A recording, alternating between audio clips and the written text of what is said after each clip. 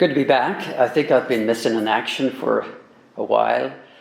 Part of the reason for that is for the past 4 Sundays, I've been driving my daughter down to the Episcopal Church in Bristol.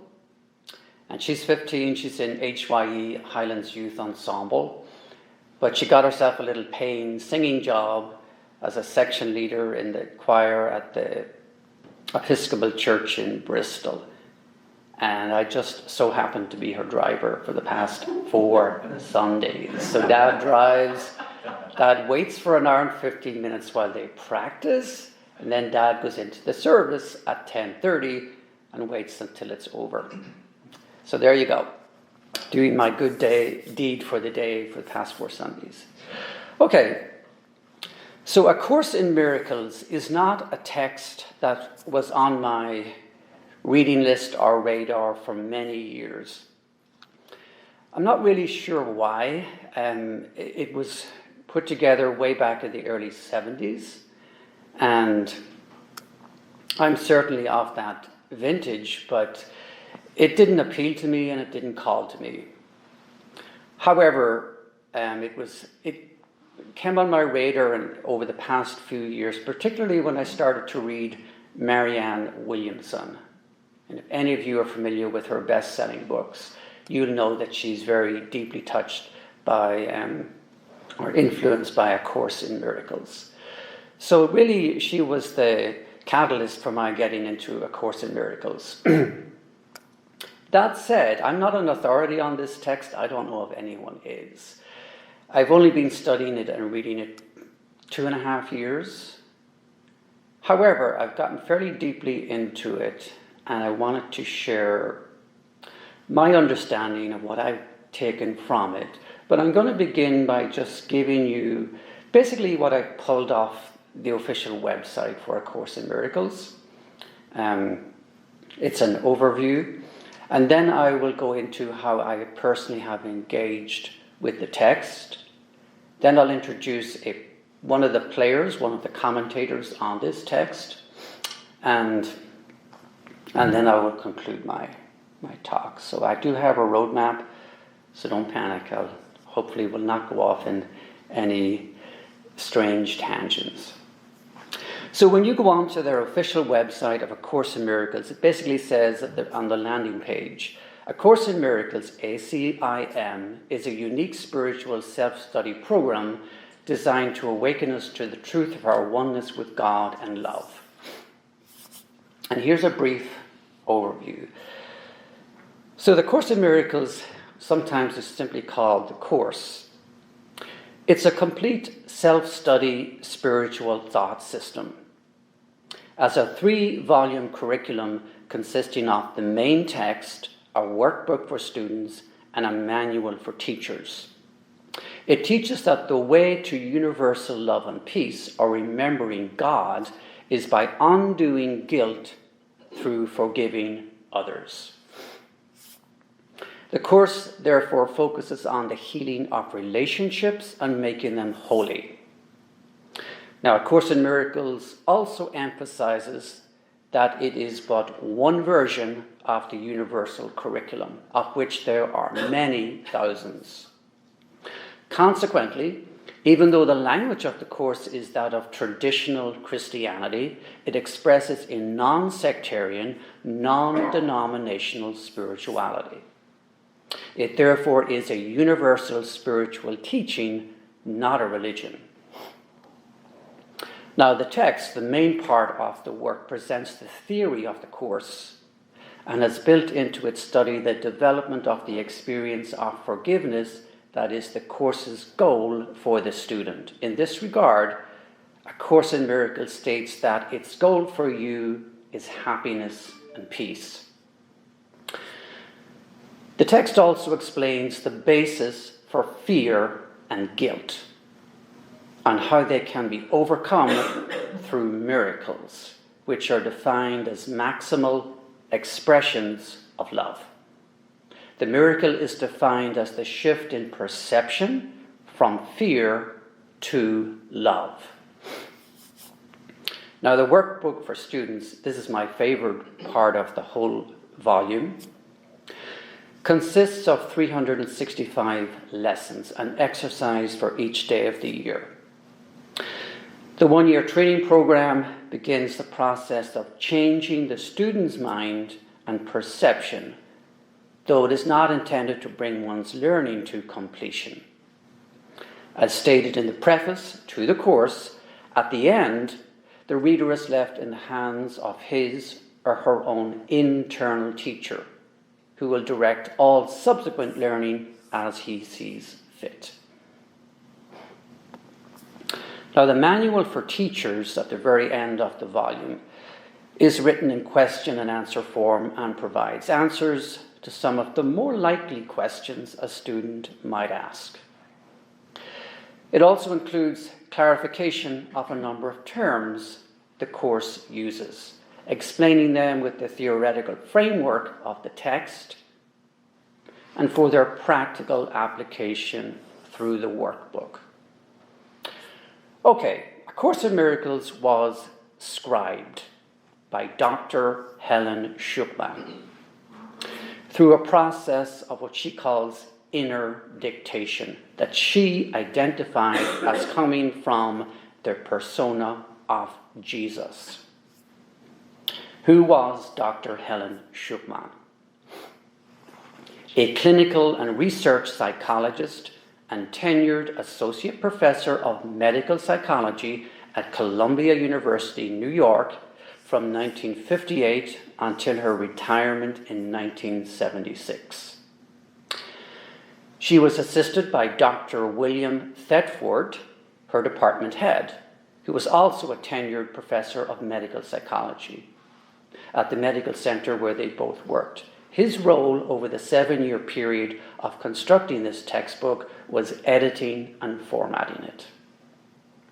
Okay, what exactly then is A Course in Miracles? Well, the summary from its introduction, which appears on page 1 of the text, is quite succinct and brief, but describes its core teaching perfectly. It reads that this course can therefore be summed up very simply in this way: nothing real can be threatened. Nothing unreal exists. Herein lies the peace of God. Okay, now I'm going to share with you how I have engaged with the text. And I've only been doing this for about 2.5 years, and I certainly haven't read it word for word. But I've come up with 4 themes that speak to me as I have studied this particular classic work. Number 1 theme that I've extrapolated from studying it is cleansing of perception. What do I mean by that? What we perceive to be true or real in terms of how we view the world and others is deeply flawed and unreliable. Because we incessantly indulge our egoic impulses such as fear and judgment, we can't see others or ourselves for who we truly are. The Course is designed to assist us in shifting our consciousness from flawed perception to knowledge. It is only when we know who we truly are and who everyone and everything else is in relation to us that we can live the truly human and spiritually awakened life we are capable of living. Cleansing of perception. The second theme I've taken from the text is what I call relinquishment of judgment. The Course teaches us how to firstly recognize how we project our flaws and egoic impulses onto others in the form of blame and judgment. And secondly, it teaches us how to cease doing this. Relinquishment of judgment. The third theme I've taken from studying the text is what I would call extension of everything we learn. In other words, embracing virtues of patience, tolerance, loving kindness, and compassion serve no useful purpose unless they are extended out into the world we live in. When what we learn and embrace internally is extended externally, it expands. And that's the purpose of spiritual growth and evolution. Fourthly, the theme of forgiveness. Now, this is the most difficult, most challenging, and most important of all spiritual practices. Now, I've given a talk here, or maybe it was on Zoom, probably Zoom actually, on forgiveness, and so I'm not going to get deeply into the topic, but I will say this. Forgiveness does not mean condoning the actions and behaviors of others. It means recognizing that all dysfunctional behavior is a manifestation of mistaken thinking and errors of judgment. Just as I've made mistakes and errors in my judgment that I would like to be forgiven for, I choose to extend the same forgiveness to others and to the wider world. Failure to forgive even the psychopaths, sociopaths, and malignant narcissists in our world results in our suffering. Okay, is A Course in Miracles easy to read and study? To that I will give you a resounding no. It is one of the most abstruse and complex texts I've ever attempted to read and understand and apply to my life. As I said earlier, it was written in the early 1970s, took 7 years in its composition. It's heavily laden with Judeo-Christian terminology. It's not an easy read. The part of the book that is more accessible, at least for me, is the student handbook. And that's right in the middle of the book, of the volume, and it's one lesson for each day of the year, 365 lessons. To me, that's the clearest and most accessible part of the text. Okay, I'm going to introduce a character to a commentator on A Course in Miracles who helped me. There have been many commentators who've published works over the years on A Course in Miracles. Psychologists have written books on it, philosophers, theologians, spirituality writers, and so on. However, one person that caught my attention in recent years is not an academic. She's not a writer, she's not a theologian, she's not a psychologist. She's an artist. She's also a trance channel. What does that mean?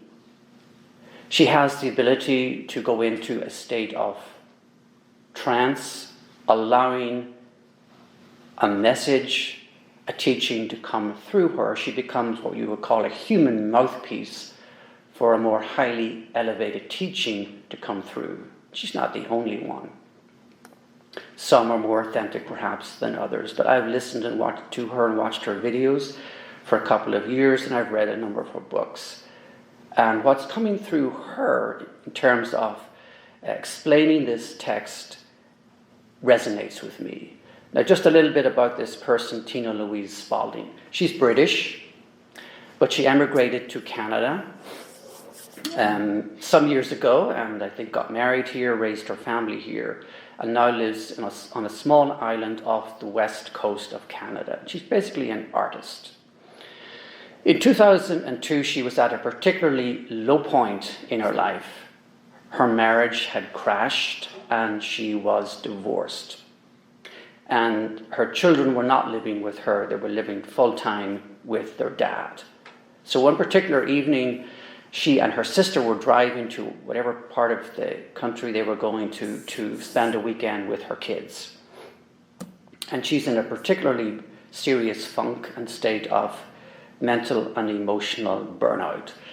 And her sister stopped the car, they were driving at night, went into this bookstore, cafe, came out with a couple of copies, but also with a copy of Course in Miracles, and said to her, look, for some reason I had the impulse to give you this, to read, and perhaps it'll help to uplift you and inspire you.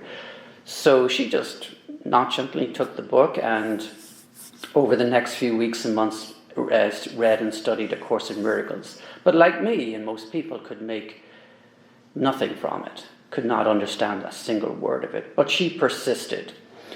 And over a course of 10 years, she intensely studied A Course in Miracles. It became her manual for well-being, healing, a new purpose and direction in her life. On June 21st, the summer solstice of 2012, she lay down on the couch to take a nap. And instead of taking a nap, an all-consuming energy exploded, coursed through her body. And a collective entity calling itself Ananda broke through into her consciousness with a message and a teaching for her, and directing her eventually to become this channel to assist us in understanding A Course in Miracles. But it didn't start there. She spent a month practicing being in this trance state. And what came through to her, and she was instructed, directed, if you will, to publish this, is a book that's called Great Minds Speak to You. This was her first published work. She's not the writer. She's simply, or whoever transcribes whatever's coming through this person in this trance state, and it was published, Great Minds Speak to You. And it may be controversial for many people, but the entities that came through to her in this particular text were people like Albert Einstein, John Lennon, Margaret Thatcher, a whole range of who we would consider celebrities, but great thinkers and artists and musicians, with a particular message related to their life and their struggles and how that applied to where we are in the world and in our relationships at the moment. But the last entity that came through in the publication of this book by Tina Louise Spalding was the persona of Jesus.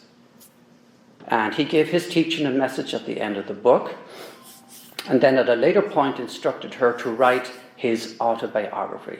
In other words, to set the record straight, who this person was and what his teachings actually meant. And it's quite a mind-blowing read. His actual autobiography, but channeled through this particular person, if that resonates with you. She has a YouTube channel, has for a number of years. In 2019, this is what caught my attention, because I wasn't really familiar with her channeling or any of that stuff. But in 2019, I caught it on YouTube. What she had been instructed to do for this whole year, every single day of the year, was to go into A Course in Miracles and read one of the daily messages every day, read the message, and then go into her trance channel state and allow the persona of Christ consciousness to come through her to give us a more contemporary understanding and interpretation of what was meant when it was originally written in the 1970s. I was inspired to listen to those YouTube videos, and I did. I only caught it in October of that year, but I listened for the rest of the year. And she continued that work for that entire year, 365 lessons. It got transcribed, it got published, and now it's this particular book here. And she titled it A Year of Forgiveness, A Course in Miracles Lessons with Commentary from Jesus through trans-channeled Tina Louise Spalding. So what I'd like to do with you, two more things. I'm going to share with you one sample of how she chose a text, goes into her trance state, and what came through. And you can make your own judgment in what is coming through, if it makes any sense to you, if it resonates with you, or not. So I'm going to choose one that came up a few weeks ago that particularly struck me. So this is from day number 268. And thankfully, when you go into the workbook for students, the lessons are pretty short. They're only usually about 2 paragraphs. So the one from day 268, the title of this particular lesson is Let All Things Be Exactly as they are. And it begins with a kind of a prayer and then just a short paragraph of teaching. So this is from the original Course in Miracles text. Let me not be your critic, Lord, today and judge against you. Let me not attempt to interfere with your creation and distort it into sickly forms. Let me be willing to withdraw my wishes from its unity and thus to let it be as you created it. For thus will I be able to recognize myself as you created me. In love was I created, and in love will I remain forever. What can frighten me when I let all things be exactly as they are? And then the teaching part at the bottom. Let not our sight be blasphemous today, nor let our ears attend to lying tongues. Only reality is free of pain. Only reality is free of loss. Only reality is wholly safe. And it is only this we seek today. So that is the lesson 268, day number 268 from the original A Course in Miracles. Now I'm going to give you the commentary, which is basically the persona of Jesus Christ consciousness coming through Tina Louise Spalding to give us a more modern day parlance of what that text actually means. So again, the title is Let All Things Be Exactly As They Are. And this is what comes through this particular trans channel. You are blessed beings indeed. I am that one you know as Jesus. Most of you do not live in reality. You live in a fantasy world of which you are the director. Now it seems as if there is a contradiction here. We say you are the creator of your reality, and here we say your reality is incorrect.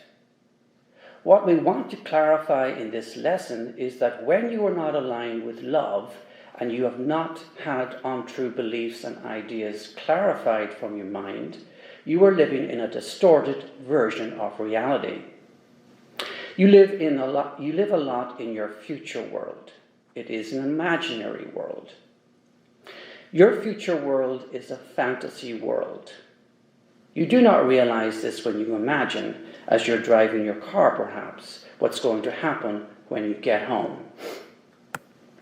You believe those movies you see in your head, but you are in fact making up a fantasy from the distortions in your mind. You're not allowing your life to play out as it will. Resentments, of course, are regurgitations of old fights, old wounds, and old hurts. Once again, you leave the present moment and live in a fantasy world. Your fantasy of what happened, of being unfairly treated, or of that sinner doing something against you. Many of you have had unpleasant experiences, immediately want to jump up and say, but it really did happen. And yes, perhaps you had an experience that was not much fun, but every time you go back to claim it as yours, you re-inflict that pain on yourself. The other person, the person who may have hurt you once in the past, is not involved in that victimization. You are. You are choosing to go back and relive in movies, in your mind, a bad thing that happened to you because you want to. This is a very difficult part of this forgiveness process for those of you who have wounds that you have nurtured and fed for a long time. But we assure you that you do not really want those wounds. You do not want that resentment. You do not want that contaminating energy to grow in the present and show up again in the future, because that is what will happen. When you choose to use your present moment to regurgitate old wounds and old pains, you plant seeds for that same frequency in the future. We encourage you here.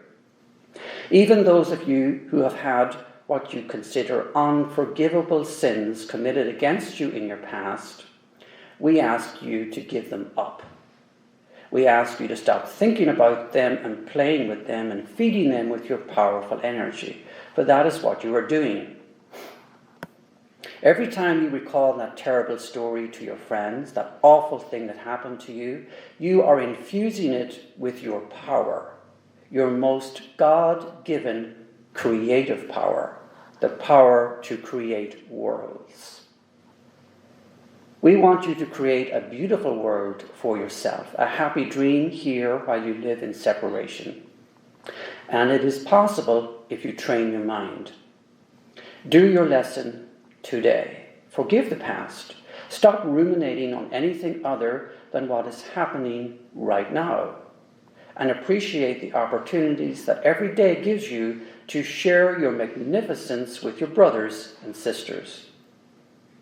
I am that one you know is Jesus, and we will speak to you tomorrow. Okay, I just wanted to share that as a sample of what Tina Louise Spalding seems to be inexhaustibly able to create on a daily basis in a trance state. She's not a writer, not a psychologist, and not a scholar. Okay, so why study A Course in Miracles? I would say this, at this time in human history, it would seem, definitely according to numerous metaphysical and channeled and revealed sources, that we are in the midst of what is often referred to as a time of ascension. A solar system-wide transformation that elevates Earth and humanity to a higher phase of spiritual advancement and conscious awakening. Some of us are ready to take this step in the illumination and transformation of the earth plane, but many are not. Now, there are many highly spiritually advanced texts at our disposal. A Course in Miracles is simply one of those. Others include the Law of One series, the readings of Edgar Cayce, which some of you probably are familiar with, the Lee Carroll Cryon channelings that have apparently come through as messages from Palladians, and so on. A Course in Miracles is not an easy read, but if it calls to you, I would recommend getting a study aid, or at least possibly subscribing to Tina Louise Spalding's website or YouTube channel, because she gives, again, reinterpretations not only from the 365-day lessons, but from other parts of the text as well, on her YouTube channel for free. It'll help you to dive deep into the rich repository of its spiritual teachings. Alongside studying these advanced spiritual texts, I would recommend a regular individual or group meditation practice. Why? Because I believe meditation is essential to raising the vibrational frequencies of our minds to a much higher plane of contemplation and awakening. Thank you for your time and attention.